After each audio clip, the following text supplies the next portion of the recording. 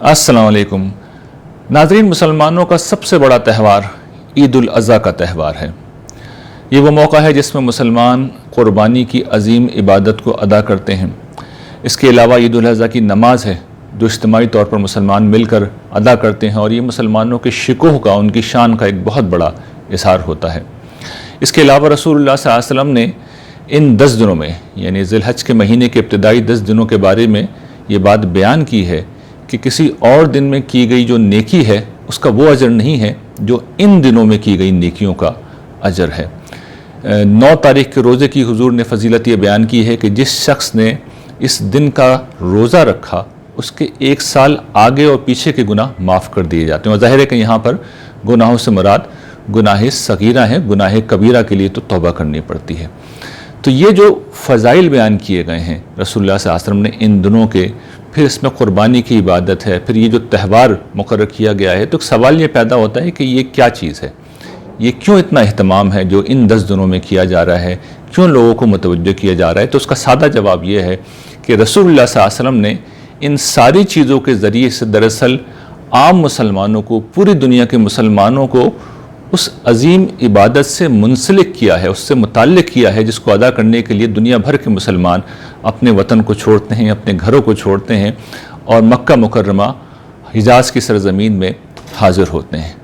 تو یہ حج کی عبادت جب تک ہمارے سمجھ میں نہیں آئے گی، ہم یہ نہیں سمجھ سکیں گے کہ یہ 10 دن ان میں اعمال کی فضیلت کیا ہے، قربانی کی فضیلت کیا ہے، اور کیا میسج ہے جو ہم کو دیا جا رہا ہے۔ اچھا، حج کی جو شریعت ہے وہ سب لوگ جانتے ہیں، میں اس پر اتنی گفتگو نہیں کروں گا، میں تو اس کی حقیقت کو بیان کروں گا، اس کی روح کو بیان کروں گا۔ اس کی 2 وجوہات ہیں۔ اس کی پہلی وجہ تو یہ ہے کہ عام طور پر ہم جب اعمال کو ادا کرتے ہیں تو ان کے ظاہری ڈھانچے کو اختیار کر لیتے ہیں اور ان کی روح کو پوری طرح اختیار نہیں کرتے۔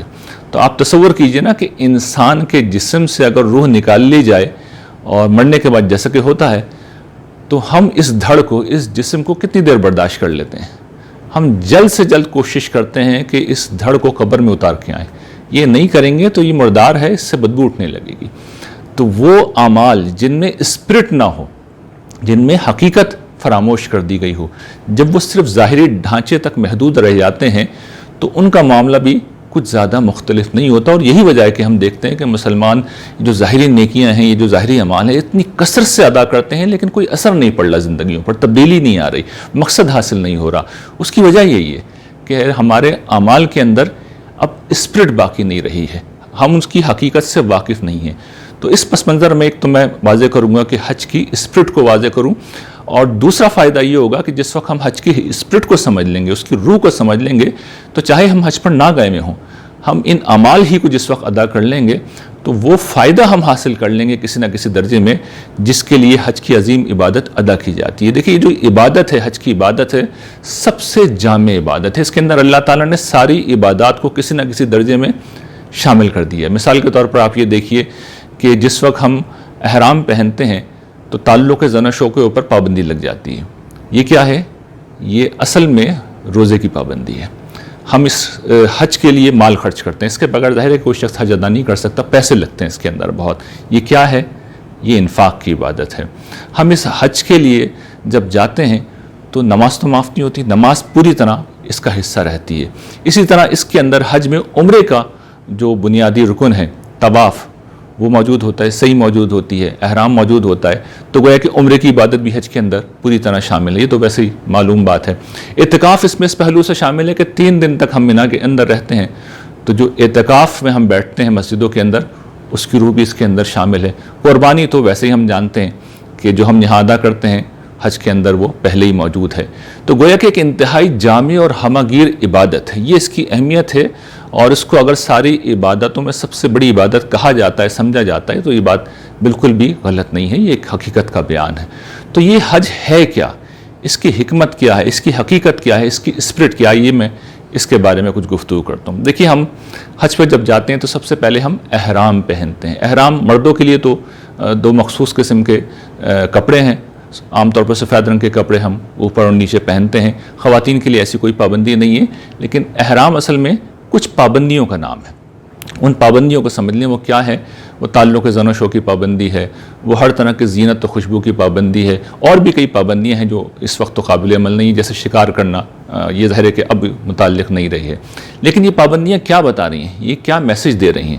میسج یہ دے رہی ہیں کہ ہم نے اپنے رب کے خاطر اپنی خواہشات کو بھی چھوڑ دیا ہے. ہم نے اپنے رب کے خاطر اپنی دنیا کو بھی چھوڑ دیا, اپنے گھر بار کو بھی چھوڑ دیا, اور ہم اپنے رب کے لیے جا رہے ہیں, نکل پڑے اپنے گھروں سے. تو یہ حج کا بنیادی میسج احرام سے ہی واضح ہو گیا کہ ہم نے اپنے وجود کو اپنے رب کی نظر کر دیا. نہ اب گھر اہم رہا ہے, نہ میاں بیوی اور ان کا تعلق اہم رہا ہے, نہ دنیا کی زینتیں اہم رہی ہیں. رب کو راضی کرنا ہے, اس کی بندگی اختیار کرنی ہے, گویا کہ اپنے آپ کو رب کے لیے نظر کر دینا ہے, اس کے لیے وقف کر دینا ہے. تو احرام سے ہی اس بنیادی مقصد کا اظہار ہو جاتا ہے. اس کے بعد ہم لبیک پڑھتے ہوئے جاتے ہیں. یہ ترانہ حمد ہے, ترانہ تشکر ہے, شکر گزاری کا ایک ترانہ ہے جو ہم پڑھتے ہوئے روانہ ہوتے ہیں. اور یہ گویا کہ اظہار عام ہے کہ ہمارے رب نے ہمیں بلایا ہے, اس نے بلاوا بھیجا ہے, اس نے سندیسہ بھیجا ہے, اور آقا نے بلایا اور غلام حاضر ہے, غلام پیش ہو رہا ہے. تو غلام کس لیے جا رہا ہے؟ وہاں پہنچ کے وہ بتاتا ہے کہ پروردگار اب میری زندگی کا مرکز و محور تو ہی ہے. شمع و پروانہ کی جو حکایت ہے, آپ دیکھیے طواف میں جو پہلے کام ہم جا کے کرتے ہیں, وہاں پہنچنے کے بعد حرم میں جب ہم پہنچتے ہیں تو طواف سے ہمارے عمرہ عام طور پہ شروع ہوتا ہے.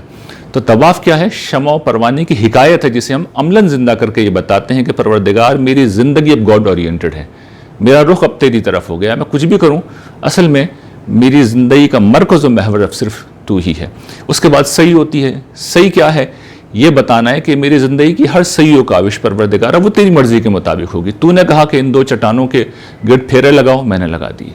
پھر قربانی, جو عام طور پہ عمرے میں ہم ادا نہیں کرتے, لیکن حجی کی قربانی رسول اللہ صلی اللہ علیہ وسلم ہم جانتے ہیں صلح حدیبیہ کے موقع پہ مشہور واقعہ ہے کہ لے کے گئے تھے, اور پھر آپ نے جہاں پہ آپ کو روک دیا گیا تو اسی مقام پر آپ نے قربانی کر دی تھی.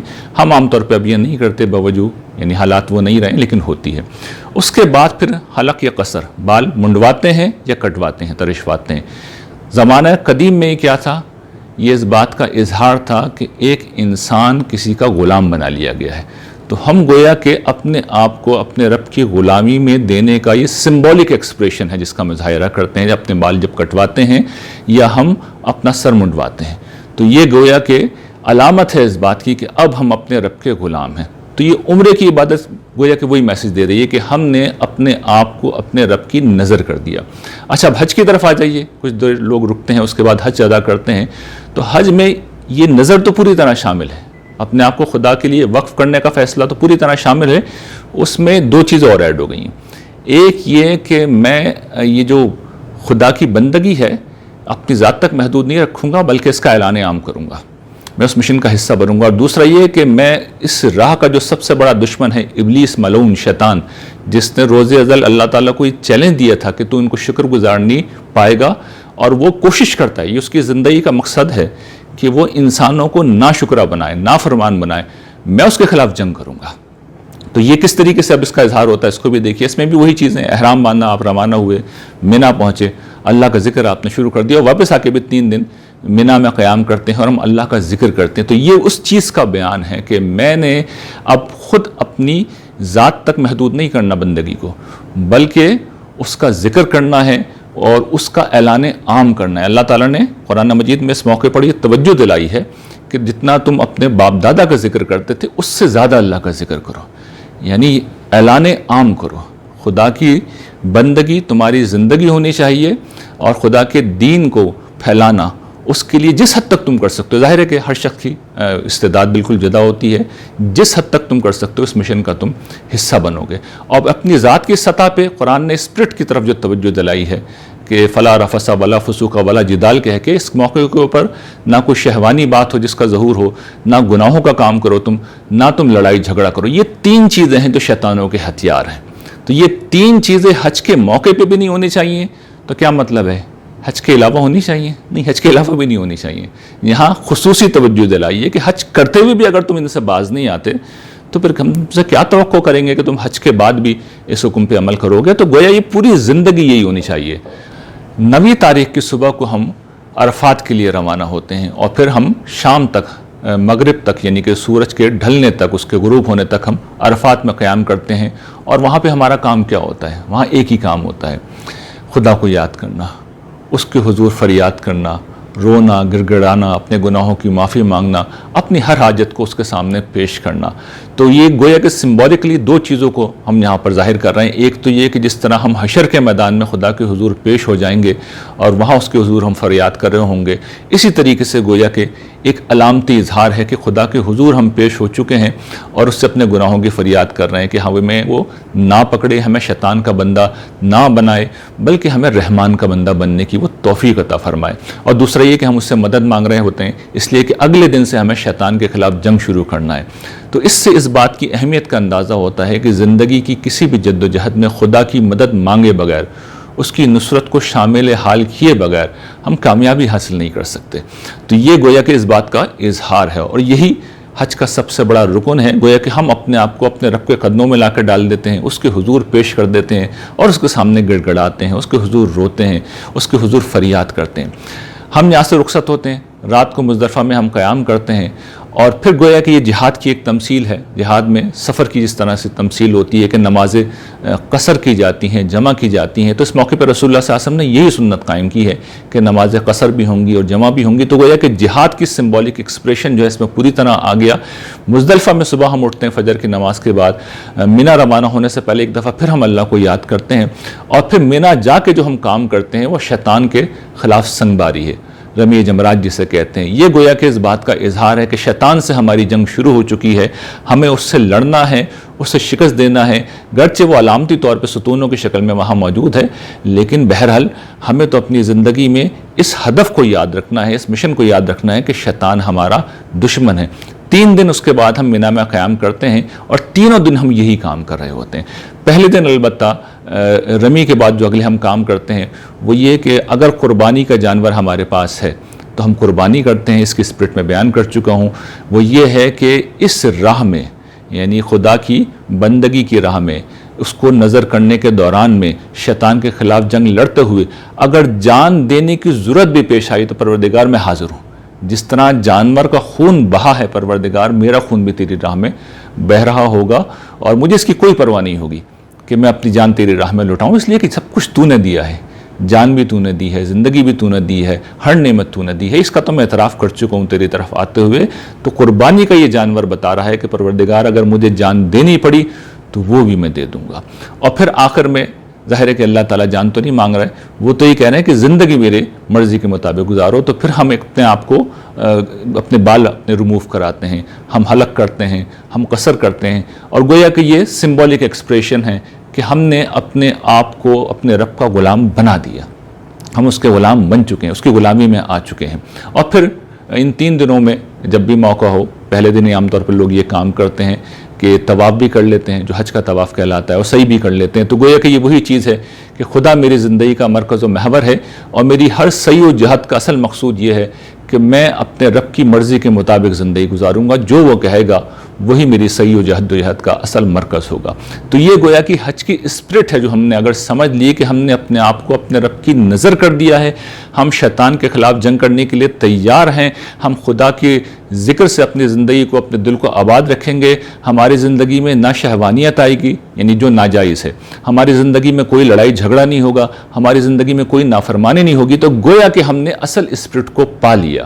اور جب ہم نے پا لیا تو وہی پھر فضیلت رسول اللہ صلی اللہ علیہ وسلم نے جو بیان کرتے ہیں کہ جس شخص نے حج کو اس طرح ادا کیا وہ گویا کہ ماں کے پیٹ سے پیدا ہوا ہے، اس کا سارا جو حساب تھا وہ برابر ہو گیا، کوئی گناہ اس کے کھاتے میں نہیں رہا، اور وہ نئے سرے سے اپنی زندگی شروع کرے گا۔ تو ہم لوگ جو اپنے گھروں کے اندر مقیم ہیں، جو حج کرنے نہیں جا رہے، رسول اللہ صلی اللہ علیہ وسلم نے ان کو گویا کہ متعلق کیا ہے حج کی اس عبادت سے، ان کی روح کو جھنجھوڑا ہے، اور یہ بتایا ہے کہ تم بھی نیکیاں کرو ان 10 دنوں کے اندر، جو نیکیاں تم کرو گے کسی اور مہینے میں کی گئی نیکیوں کا وہ اجر نہیں ہے جو ان 10 دنوں کی نیکیوں کا ہے۔